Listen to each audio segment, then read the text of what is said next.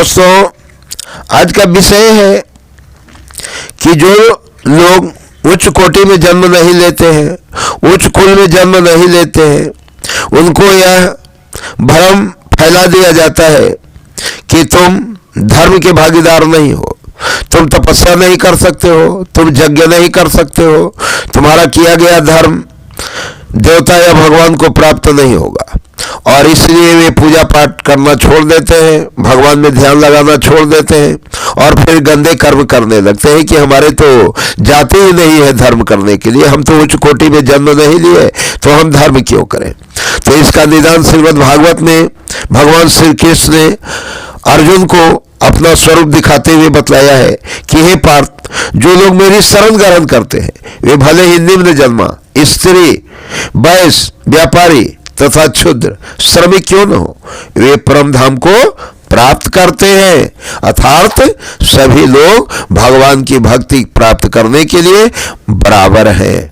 यहाँ पर भगवान ने स्पष्ट कहा है कि भक्ति में उच्च तथा निम्न जाति के लोगों का भेद नहीं होता। भौतिक जीवन में ऐसा विभाजन होता है, किंतु भगवान की दिव्य भक्ति में लगे व्यक्ति पर यह लागू नहीं होता।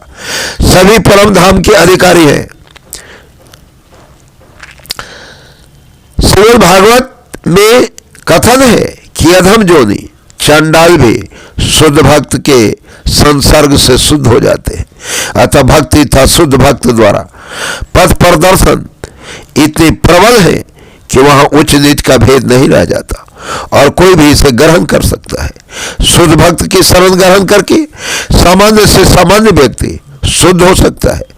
प्रकृति के विभिन्न गुणों के अनुसार मनुष्यों को सात्विक, ब्राह्मण, रजोगुणी क्षत्रिय तथा तामसी वैश्य तथा शूद्र कहा जाता है। इनसे भी निम्न पुरुष चांडाल कहलाते हैं और वे पापी कुलों में जन्म लेते हैं। सामान्य रूपों से उच्च कुल वाले इन निम्न कुल में जन्म लेने वालों की संगति नहीं करते, किंतु भक्ति योग इतना प्रबल होता है कि भगवत भक्त समस्त निम्न कुल वाले व्यक्तियों को जीवन की परम सिद्धि प्राप्त करा सकते हैं। यह तभी संभव है जब कोई कृष्ण की शरण में जाए। जैसा कि व्यापार श्रेष्ठ शब्द से सूचित है, मनुष्य को पूर्णतया कृष्ण की शरण ग्रहण करनी चाहिए, तब वह बड़े से बड़े ज्ञानी था जोगी से भी महान बन सकता है। इस संसार में कई श्रेणियों के लोग हैं, किंतु तो भी यह संसार किसी के लिए सुखमय स्थान नहीं है। यह स्पष्ट कहा गया है, अनित्यम असुखम लोकम, यह जगत अनित्य तथा दुखमय है और किसी भी भले मनुष्य के रहने लायक नहीं है। भगवान इस संसार को क्षणिक तथा दुखमय घोषित कर रहे हैं। कुछ दार्शनिक विशेष रूप से मायावादी कहते हैं कि यह संसार मिथ्या है, किंतु भगवत गीता से हम यह जान सकते हैं कि यह संसार मिथ्या नहीं है, यह अनित्य है। अनित्य तथा मिथ्या में अंतर है।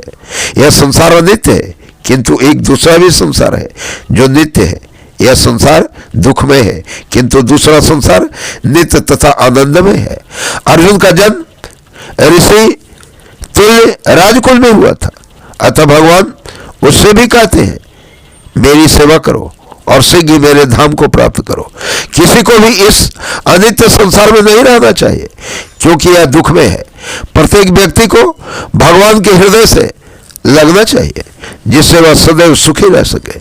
भगवत भक्ति ही एकमात्र ऐसी विधि है जिसके द्वारा सभी वर्गों के लोगों की सारी समस्याएं सुलझाई जा सकती हैं। अतः प्रत्येक व्यक्ति को कृष्ण भावनामृत स्वीकार करके अपने जीवन को सफल बनाना चाहिए। जय हिंद दोस्तों, आज इतना ही।